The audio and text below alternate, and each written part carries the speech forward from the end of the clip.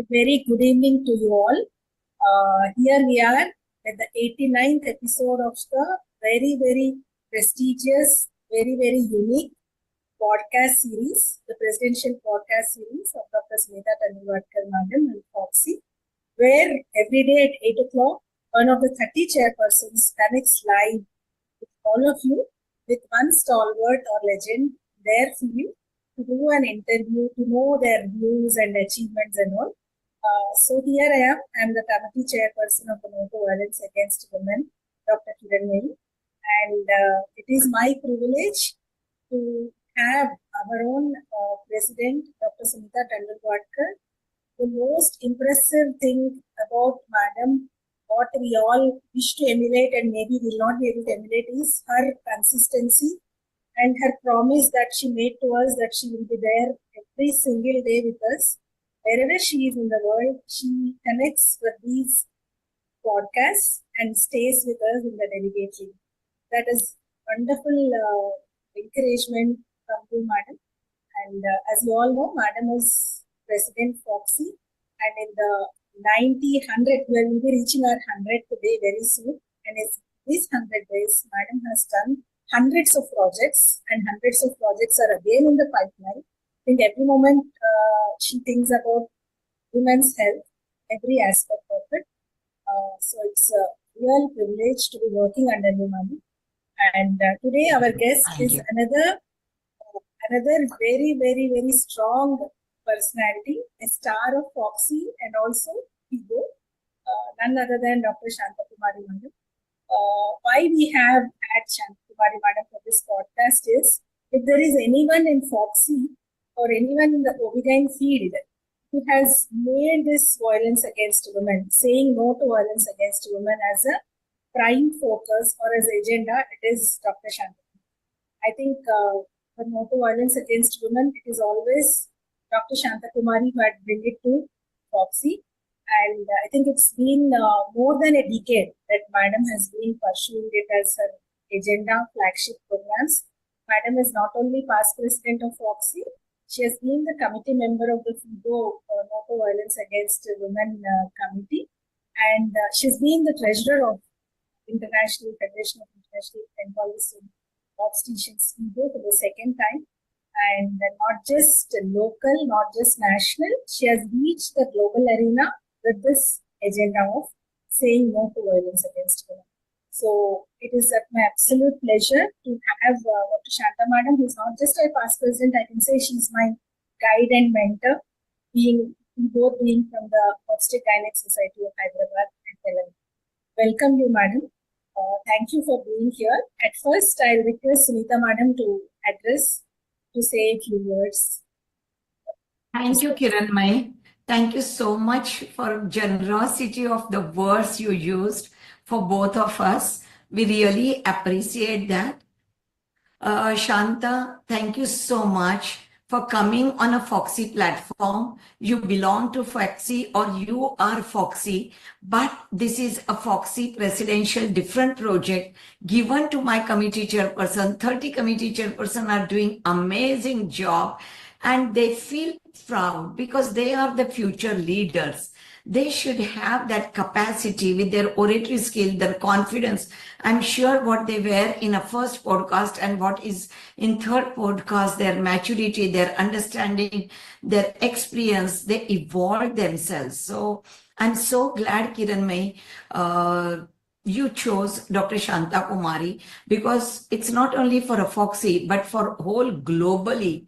Violence against women, wow.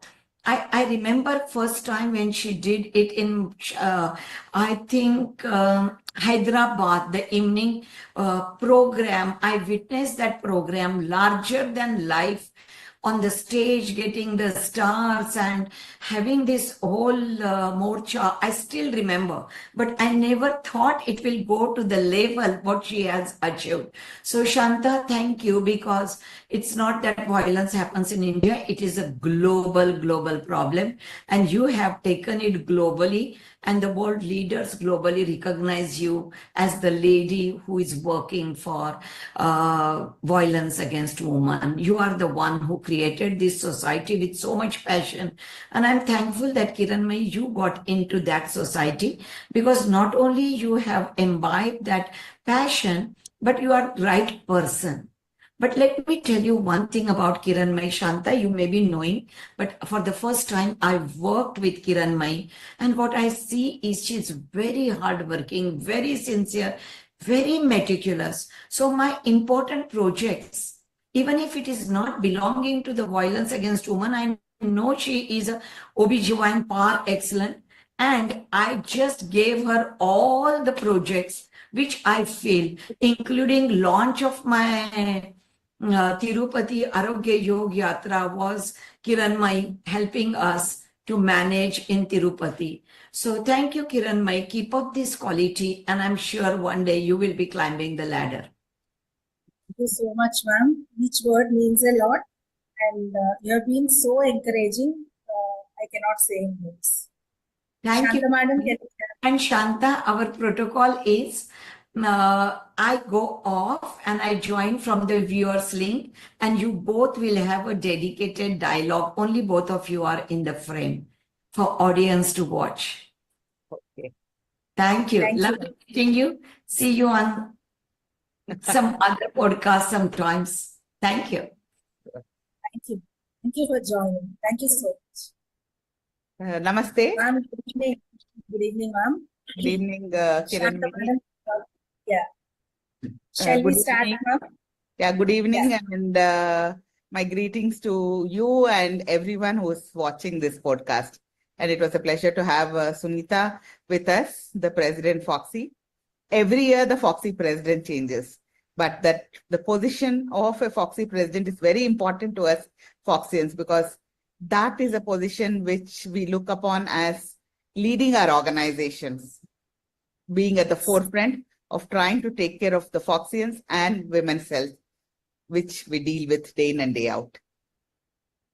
Thank you, ma'am, for taking out time for us. I know how hectic and how busy your schedule is. So I'm indeed grateful to you for joining. So we will start with the, a kind of trying to know your journey, and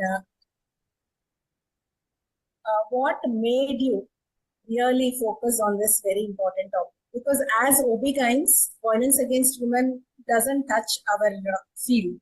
And it is basically a social issue, which even though when our patients tell us their stories, we generally used to hear maybe with sympathy, but never be focused as if it is our problem.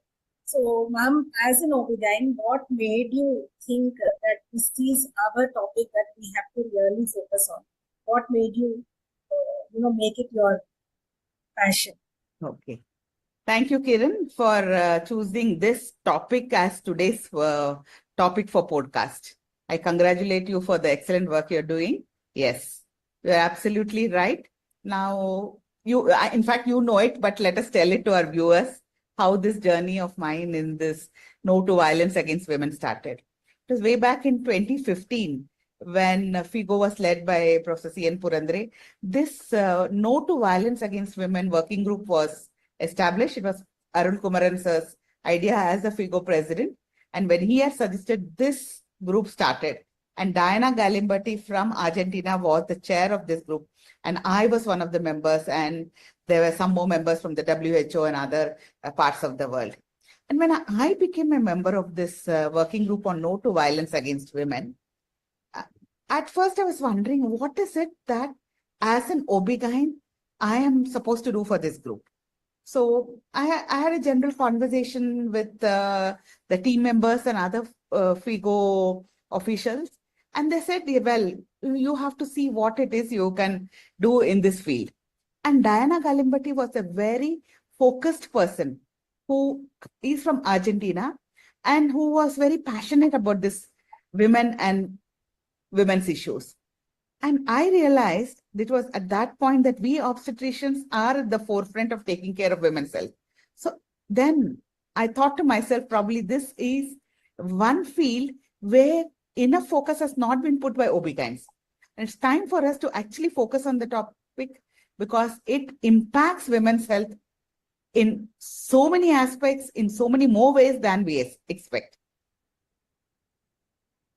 That is very true, ma'am. Day in, day out, we see the impact it has on women's health. Because as a very senior obstetrician and gynecologist, laparoscopic surgeon, you have been in this field since so many decades. What impact do you think it has on directly or indirectly on women's health? This violence against women. Yes. I am a third generation obstetrician in my house. My uncle was an obstetrician gynecologist. My mother is an obstetrician gynecologist. So I have grown up among patients, medicines, and problems of health issues. Then, when I was a kid, I used to see women coming for their obstetric problems or any other problems, and then my mother used to treat them. And we used to have the clinic at home in the front part of the house. And after seeing the patient and writing medicine, still the patient's attendants used to go on staying back, and they used to talk. The mother-in-law used to talk about something. The mother will talk about something. Then this patient will talk about issues with the sister-in-laws, husbands, and all.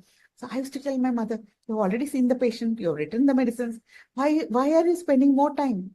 Let us go and do something. I wanted to go out for shopping or something." But we never used to be able to get out because this sort of conversation used to go on. And Yes. I realized that we obstetrician gynecologists are the first point of contact for women when they have a problem. They will not go to the police. They will not go to the lawyer Yes. or judge. First, they come to their friendly doctor amma. And that actually made me realize that we are the first point of contact for women in trouble. So we have a very unique and special place in the women's life. She may approach anybody or she may not approach anybody, but obstetrician she is bound to approach at some point of her life. And already she is unburdening so many things to us. So that makes us really a pivotal point in this issue. So that realization has happened. So ma'am, as you said, you started from a global organization, that is FIGO, No to Violence Against Women Committee, as a member. Then what has been your work as a committee member in that FIGO No to Violence exactly? This was a tenure of 3 years, right, ma'am? The committee working group was from 15 to 18, and again, second time 18. I got re-elected. So previously it used to be for 3 years, a working group. And then when this started, we were wondering what to do. Then I was sitting and thinking, now what is it that I can do for this committee? Then I realized that we have to think of something innovative. If we are the first point of contact, what is it that we can do to help women? And what struck me was the advocacy and the fact that we actually need to bring all the stakeholders together.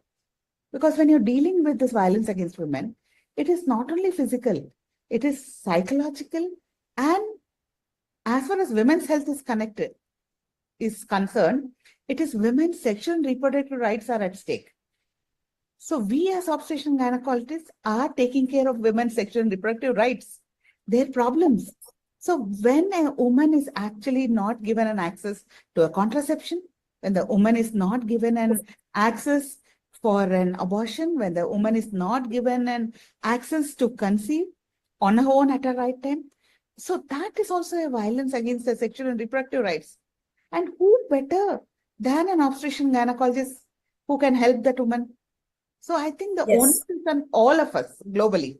And this is not a problem issue here only. Yes. So you have been, again, I am saying that you started from a global organization to represent this issue. So you said very clearly that this is not one country's problem. So what have you observed globally that it is uniform everywhere, universal everywhere, the issues relating to VAW?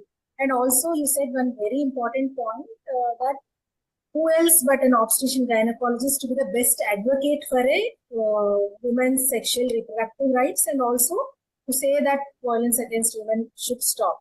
So that place the Obgyns has kind of redefined as a point of care. So ma'am, what has been your experience globally about the prevalence of VAW? Is it better or is it worse in one country, or are there any differences? Well, if you ask me, over the past 15 years, I've been working very hard with FIGO in many aspects and in many places. And I've traveled globally to almost all the continents and many countries. What I've realized is women may be living in different continents. Women may be of different colors. Women may be of different financial status. Women may be of different mental and physical stature, but their issues are same. The problems are same. Whether the woman is in America, in India, in Africa, Latin America, or Europe, women are facing similar type of issues wherever they are living. Unfortunately, that is the truth. And what I've realized in my journey is, in fact, I used to think maybe Indian women, we are not very lucky, but now with my vast experience of and exposure to so many different types of environments and cultures and countries, I have realized Indian women, we are more empowered than many other women because we have got laws which are supporting us. Yes. We've got the statement and political will, which is empowering women much better than in many other countries. Equality in our country is promised or is defined in the constitution itself. Yes. Our own constitution, Article 14, has laid the foundation of gender equality. So that, as you said, we are maybe better and empowered and better protected by laws and the establishments and the government, at least on paper. You know, this makes me remember today in the newspaper I read in New York, the mayor or the governor of New York has announced April 14th as an important Constitution Day of India because our Ambedkar sir was born on that day. So even globally, New York, they have recognized and they're celebrating that because that is the power of a constitution. The constitution. Dr. Ambedkar yes. We have given so much importance to women's rights in our country. Yes. And we owe it to him our education and our equality. Yes. Why we are standing here today. Exactly. Yes. Again, coming to India. So, as member of that committee, then you have also been the ICOG secretary and chair during that time. So, how you have brought, what action, what plan of action you had conceived? Because once you are there, I know that you are a woman of action. You will be constantly thinking. And not just thinking, you'll be putting everything on field, on paper, and it is that we have seen what you have done for No to War. So, in other words, I'm asking you about our Dheera campaign. Okay. How it started. Yes. Because from the committee, international committee, then we started Dheera. Yeah. Thank you. Dheera had gone global. Yes, Kiran. Now, as you rightly put, Dheera is not a word or an campaign which only you, because you are an Hyderabad Society person or an Foxian who knows of it. Most of the Obgyns who are in leadership positions and in many countries, they know of this word Dheera. Dheera in Sanskrit means courage.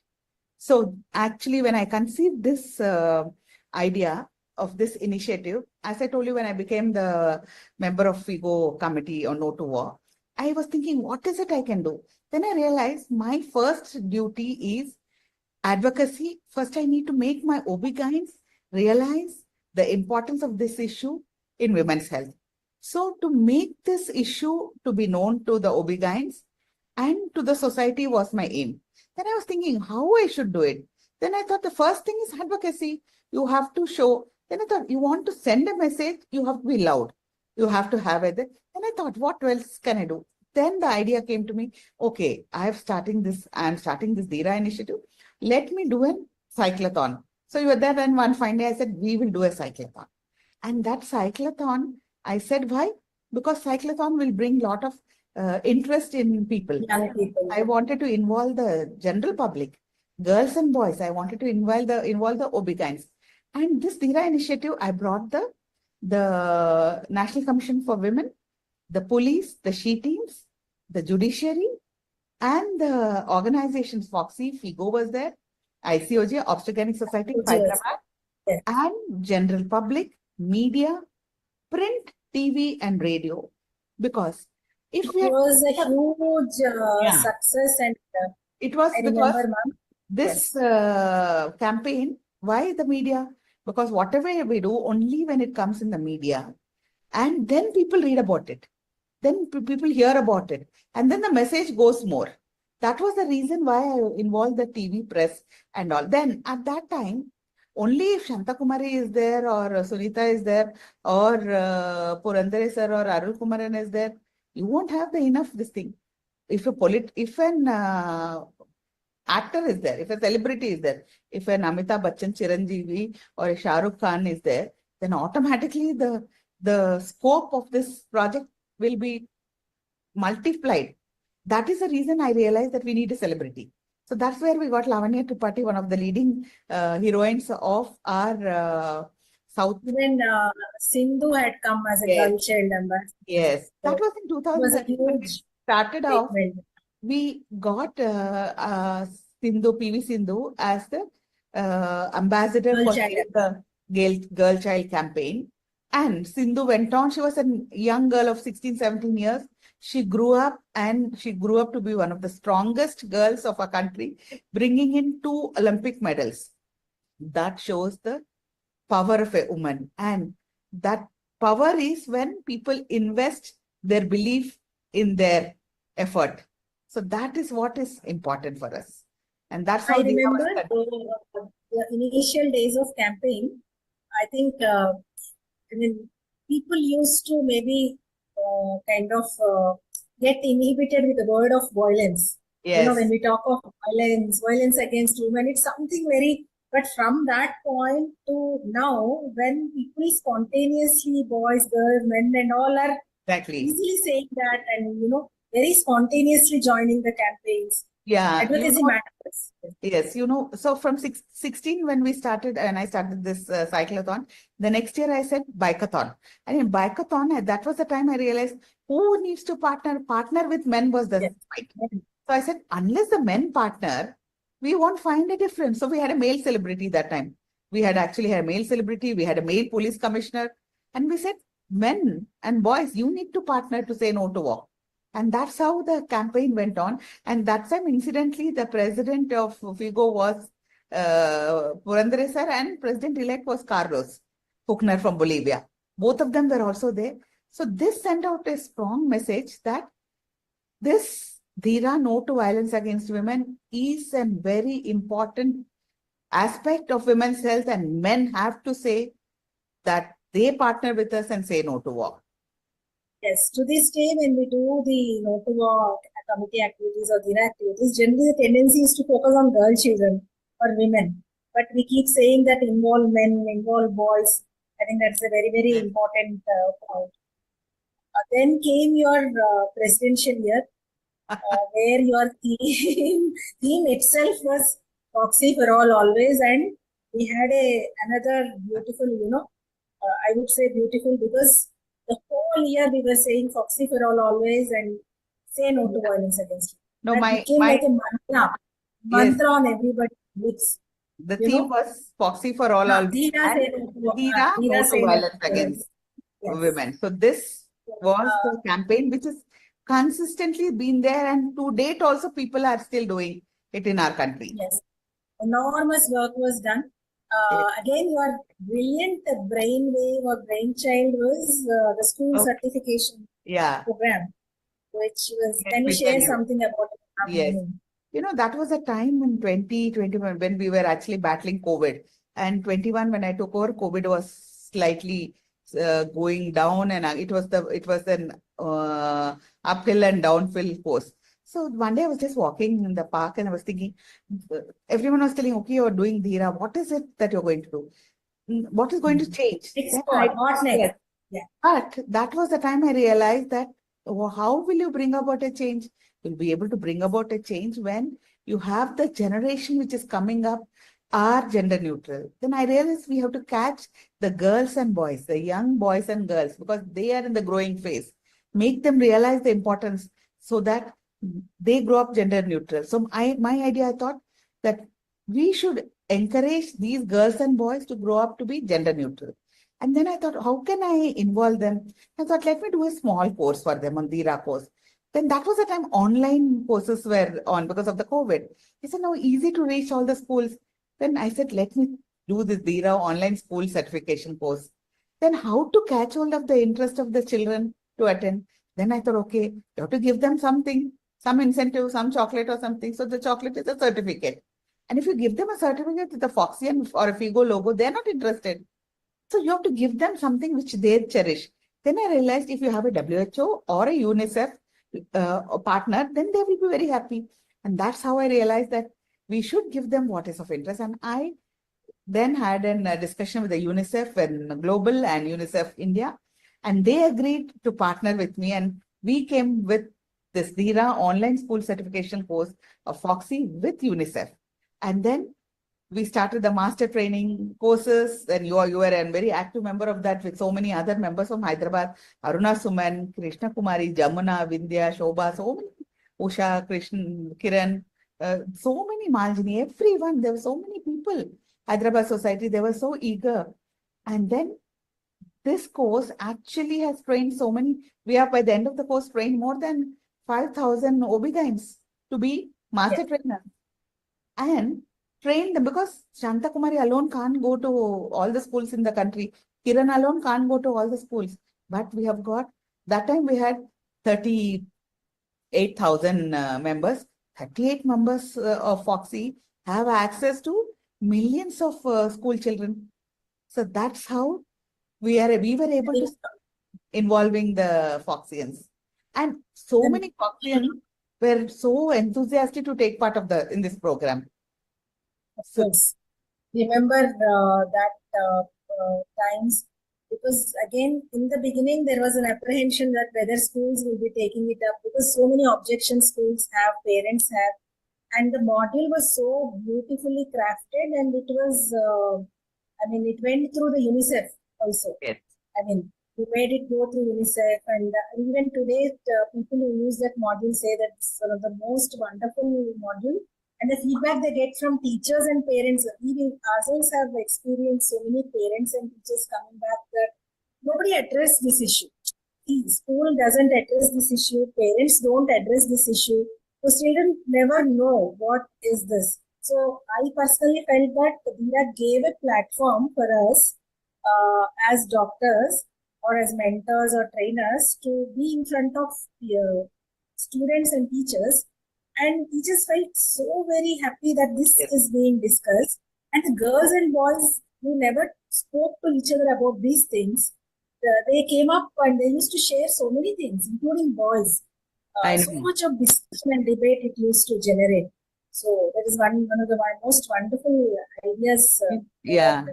Ajay connector. Ajay Bharadwaj was one of my closest friends, whom I said, Ajay, now you are going to lead this with the team. And he was so proactive and helped with the meticulous planning of rolling out the master training courses. And then first we started with this online, and we went to hybrid model, and we went to the physical modules. But the interest shown by all of you in going and doing these models was very important. And the main idea is, the end of the day, if any girl had seen her mother or somebody suffer with violence, she should not think it's okay, I have to suffer it. It's normal. And no boy, if he has seen his father or somebody do violence, thinks it is my right to do violence. They cannot do that, and they both need to grow up to be gender neutral. That is the main idea behind this. And that module also covered what is being active bystander, what are the helplines, what you should do, everything. And I want to put on record, if you remember very well, we had two young girls who were a part of this program, who helped us. One was... I think that is what made it very student attractive, student friendly, school friendly. Yes. Because they taught like young students, Shruti and Gagana. Shruti was an BBA student, and Gagana was an fashion designing student. Non-medical field. Yes. They changed the whole perspective, the way the slides look and all. Yes. Ma'am, how important you said, and you not only said it, you showed it in practice. Talk about no to what at every platform, at every conference, at every possible opportunity. Also, you had, I know you had this publications also on Notovo in FIGO, and how important it is to publish research or to publish articles in this, in our main, mainstream journals of work. And share a bit about that. You know what? We do so much work in India. We do so much work, but our weakness is our inability to publish because we are so busy.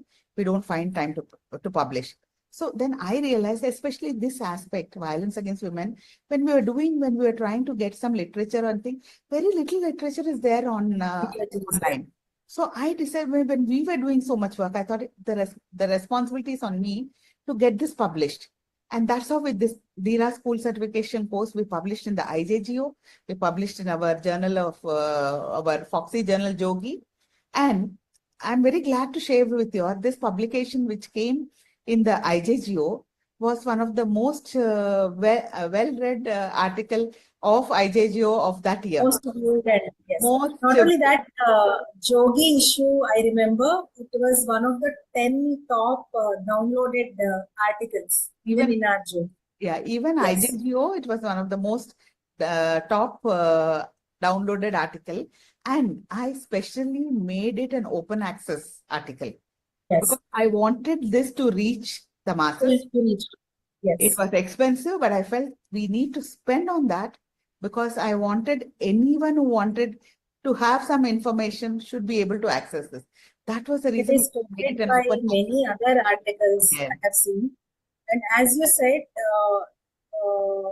it is not the fact that it is most downloaded or most viewed tells us that it is not that people don't want to read about it or know about it. There was a huge vacuum where people never spoke about it or advocated about it. So I think that is one huge area where you had really brought action, not just words. And again, coming to Obgyns, ma'am, I have realized personally also, many of the Obgyns, though they are trained in the specialty, we do not have the specific training of dealing with survivors of violence against women, like whether to screen or not, if we screen, what we should do, and what are the red flags. Many women do not come to you saying that I'm suffering from violence. They have some telltale signs of maternal morbidity or complications, high-risk pregnancy, which we simply put it under high-risk pregnancy category. We have seen some cases of maternal mortality which have gone as natural deaths. Actually, they are, in a way, they are homicides, direct violence, causing fractures and hemorrhage and all that. So this kind of training module also, I think you have had a campaign in your year, that is DIRA Obgyn training module.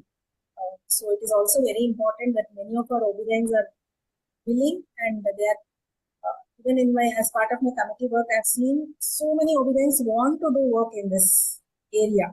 Yes. It's only the guidance, and I think that comes to the formation of the committee, ma'am. Again, this is one big action, I would say, which you have initiated and you have made it possible. So what do you envisage for the committee? Why do you think that Fogsi needed a committee? Coming to that, I think I need to share the international perspective of this committee activities also. So after when I started this DIRA initiative with No to War, it was in 2016. And then 2017, I was invited to the FLASOC Congress in Cancun, the Latin American societies. And Diana, being from Argentina, I said, we have to do this DIRA march in Cancun, this program. Then came the issue of trying to convince the FLASOC societies to accept this program. Then my dear friend Edgar Ivanotis was the president of FLASOC. Then he said, no, Shanta, this is a political. And you remember, orange is a color given by United Nations for no to violence against women. So it was wear orange and say no to war. So DIRA was always the orange campaign, where you wear orange and say to no. Then he said, no, this is a political, and it will become a political issue in South America and Central America. You can't do and all. I said, no, you are all Obgyns. So I and Diana persisted and insisted. For 6 months, we nagged him. Then finally he said, you both are going and eating my brain. Okay, I will do something. Then he said, okay, we will do a press conference. I said, very good. So finally, in that Mexico meeting, press conference was organized. A lot of press was there. Then on the dais, there were only all these men, all the senior men of FLASA who were sitting and doing. After the FLASA, the leadership was doing the press conference, I said, Edgar, sir, you are doing this. We're talking about violence against women. Not even one of your Where are the women? women, Where are the women? where are the women gynecologists in leadership?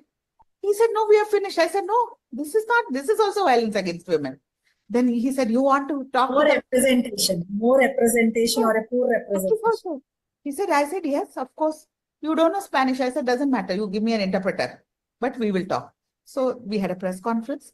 The press were asking me questions. I answered in English.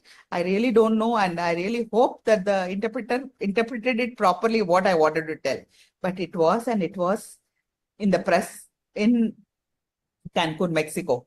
And that was the power of persistence. And then next year, we went on doing it another. Against all odds, you had made it happen on a global arena where there was so much of, I think no one would have persisted and made it happen. Yes. I have to share on the international arena. Okay, on the international arena, in 2018, we had the FIGO World Congress in Brazil. So again, 2018 FIGO World Congress, I said, now we are doing FIGO Congress. Then I told the president, CEO, and also I said, we have to do Dhira March because no to violence against women is so important for women's health. You have to have it. So you made it part of the FIGO World Congress Yes, also. I made it a part of the FIGO World Congress. And again, it was in South America, Brazil. They said, orange is the political color.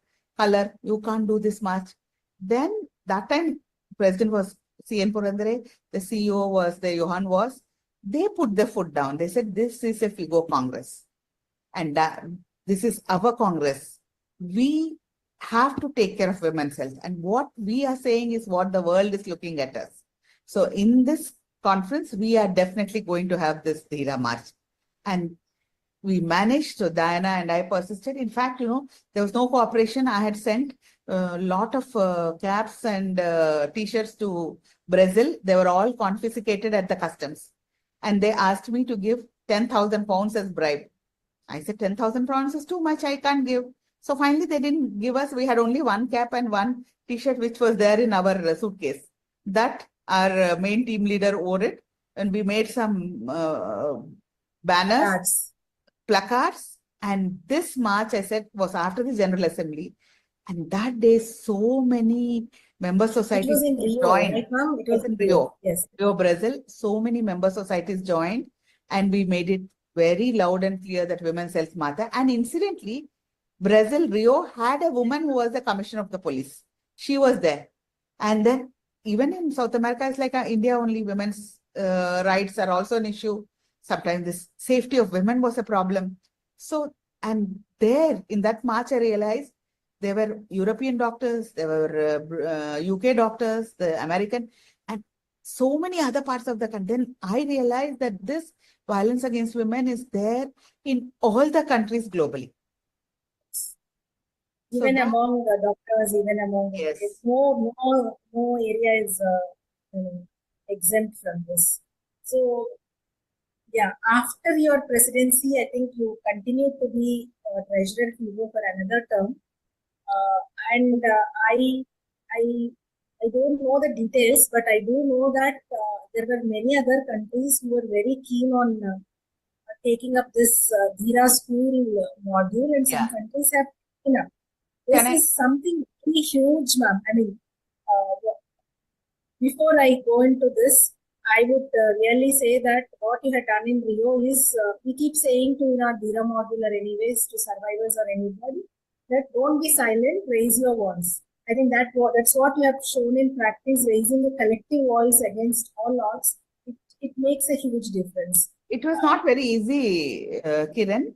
And in fact, after Rio, then there were so many other countries. Then that was a time later. Immediately, we had COVID after that in 1920. It caught up. Yes. Then I have actually gone to Africa, Kenya. I have taken this moment. I've gone to Honduras, again, FLASA conference 2022. Honduras, again, another place where the FLASOG met, and all the societies of FLASOG again joined hands to say no to violence against women. And it was an orange mania among the Obgyns leaders of FLASOG societies. And then we did this even in the Paris Congress in 2023 at the FIGO Congress. Again, the EPCOC partnered with us. Frank Lewin was there with us. Anne Kihara from Kenya, who was the FIGO president. All of them came forward. And in fact, the first term when I was a Fogsi president, I was simultaneously elected as the FIGO president unanimously. And in Paris Congress, it was my second term I got elected, defeating a candidate from, of course, US and Canada. I became the treasurer of FIGO for the second time. By then, everyone now globally knew that Dr. Shanta Kumari from India is working for violence against women, and all of us also need to work. And that was an important message which I could give across to all my colleagues, because if there is something which we can do, we should do. Any other countries that have taken up this school certification? Bangladesh has taken up, and even Pakistan also was trying to include it in their curriculum. The most important was the AOFOG president then was Pisaki Lumbiganan from Thailand. He was from the Asia Oceanic region. He was so keen, and then there was this sexual rights, reproductive rights committee of AOFOG, which was a part of the AOFOG, and Unup was the chairperson. And Pisake was very keen that I taken a very active role in trying to help him to spread this message across. So we have actually done many. We have done in Korea, we have done in, of course, Singapore and all, the AOFOG session, Thailand. But of course, in countries like Singapore, the violence against women is less, not much, but still it is there, the undercurrent is there. And so many other countries we have been able to do this program. And I have done this program in Ivory Coast. Ivory Coast is again another West African country. I don't know French, it's a French-speaking nation. So Sergio Boni is the president. So I was there last year. We did this program on no to violence against women. So in fact, one of my friends, niece, was asking me, Auntie, I want to ask you, don't you have any other good places? You are going to Honduras, you're going to Ivory Coast, all these places, don't you have better places? I said, no, these are the places which need me to motivate their Obgyns. So I think what better service I can do? See, leadership is not about just thinking that I will be a leader and that's my greatness. No, it's the leadership is trying to inculcate that sense of leadership in every woman we meet, every doctor we meet, to be able to make a difference. It's like, lighting a candle or spreading the from one candle to another. It is exactly how it is. Even in the committee also, we have really 30-40 wonderful committed members who do hundreds of programs, madam. Starting from Dhira, they are continuing with the committee work. Societies like Vijayawada, societies like Ratlam, and then Nalgonda. And Kiran, I have to share, when I was the president of Fogsi, then the previous president, Alpesh, had started some committees. Then I realized that there was a lacuna in this violence against women. So I wanted this activity to be, because I've realized that the issue is there, problem is there, and one Shantakumari is not enough. Subdued, it is all, many together can make a difference. And then that's where we initiated this committee on no to violence against women. And we could not have had a better first chairperson than you, Kiranmai, who's been a very committed crusader for this no to violence against women. And being along with you, following you in this So I think that's the best thing which happened to the committee to have me. Blessed to be with you. Ma'am, I also wanted to ask you about, was your maybe goal or dream to make it part of our national curriculum in the schools? Yeah. Actually, my main idea behind the Dhira online school certification course is to make it a compulsory part of the curriculum. I've been working very hard as a president with the Secretary of Education in Delhi and all. Still, I'm working. I'm really looking forward that they make it as a compulsory part of the school curriculum, so that every child, they can easily spare 2 hours. What is 2 hours in the whole educational career of a child? to be able to shape them up to be better human beings in the society, to be able to live a better life, even to have a more gender neutral society and a safer society. It is better for everybody, male, female, or Yes. whenever there is. Again, one more question or a kind of doubt that we keep having, because once you are getting involved into this social cause, you feel like you want to solve every issue, every problem, and we get involved with each and every incident that is happening globally or in the country. Now, what are we spoke about the opportunities or the empowerment that we Obgyns have because we are Obgyns, and especially when we are with Fogsi, a national organization. But what are the limitations for us? What are the bones, not bones, but where does our I got it. See, you have to remember you are an Obgyn. Your responsibility is to take care of women's health. As a FIGO leader, that is our primary. as a FIGO leader, FIGO is the global voice of women. Okay. So we are the advocacy partners. We take care of women's health. So we have to bring forth to the limelight what are the issues concerning women's health, how violence is affecting women's health. We are not the lawmakers. We are not the justice. We cannot roll out justice for those who have done violence against women. We are not the people who can punish them. We are only the channel to be the advocacy to bring out this issue so that society realizes the importance. The politicians, the lawmakers realize the importance of this issue and they make policies and laws. And we voice our issues so that the international bodies, be it the UN Women, the WHO, the UNFPA, and all these realize the importance. They have already realized they are working. We have to partner with them to make the political leadership realize the importance of this issue. We are not activists. We cannot do our main responsibility is take care of the women's health. We are physicians, obstetricians, gynecologists, but we are the advocates. So we have to take forward the message.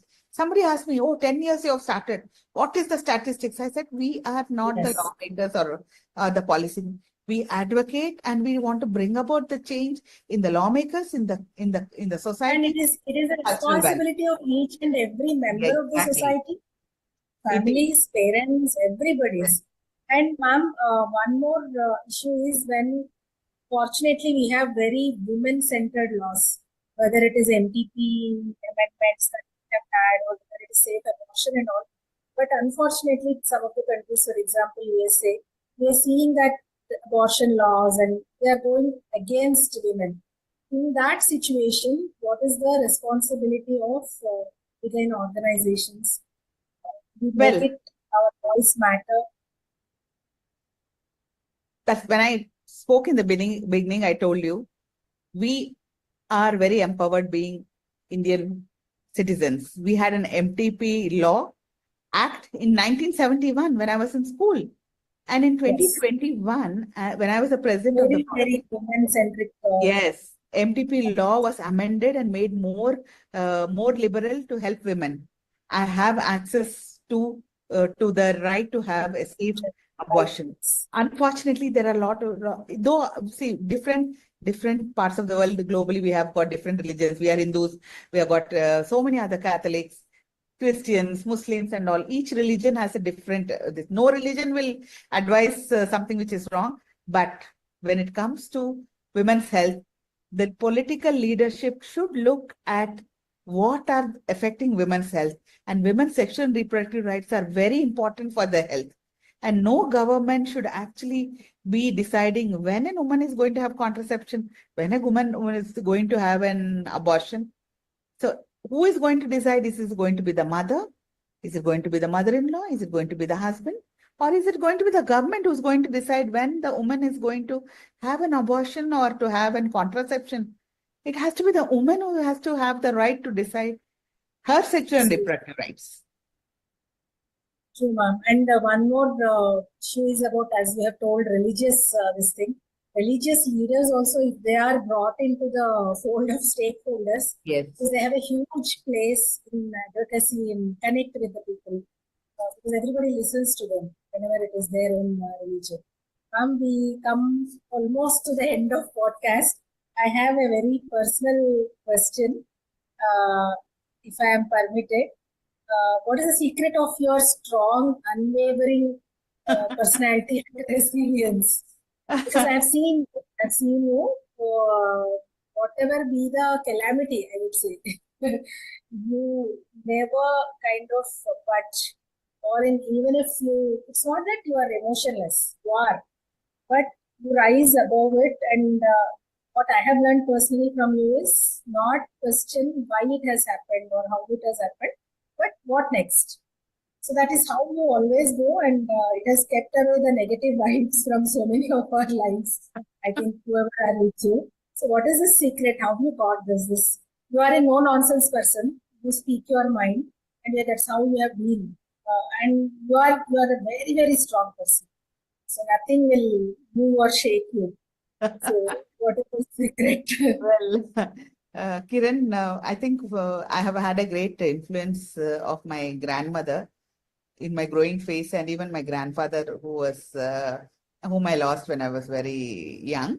But I have been a very strong and focused girl from my childhood. And I always believe if I want to do something, if I want to achieve it, focus and I will be able to do it. There is no word like impossible in my dictionary. Everything is possible. And I think, yes, you really want something in life, the whole universe will conspire to see that you get it. That cinema dialogue is absolutely right. And I believe it is. It's not that I don't have challenges. It's not that we don't find, Because you have had major challenges. Exactly. It may be, see, when you have just mentioned that I was a FIGO treasurer, Fogsi president.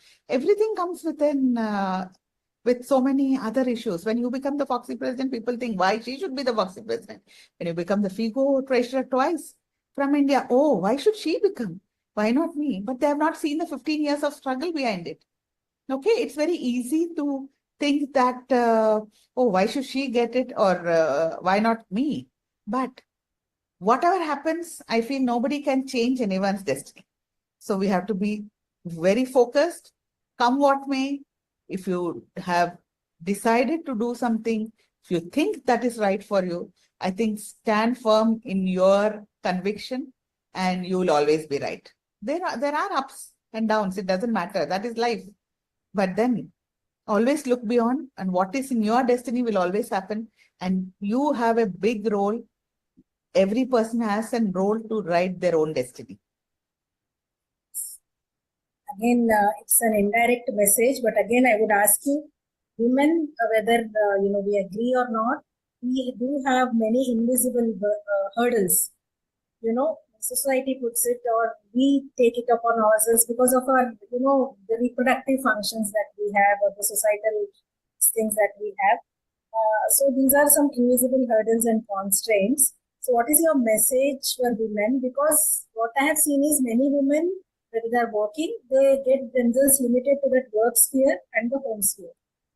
Though they have capabilities, though they have their dreams in their young life, many of them get, it is not for us. So especially leadership positions. Women are quite few in leadership positions. They shun away from leadership positions because of the constraints. So what, I would say, tips or tricks, or what advice or message you would give?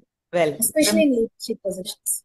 You have to remember, whatever now we are talking about violence against women and women's rights and all, world over, you have seen that women have a lot of issues when it comes to trying to be leaders, and be it politics, be it in organizations, or be it in the general politics. But you find that many times it's the other women are also co-partnering with the opposite sex, the men and the others, in trying to undermine a woman's ability to lead. So I think that is very important. So we need to stay together.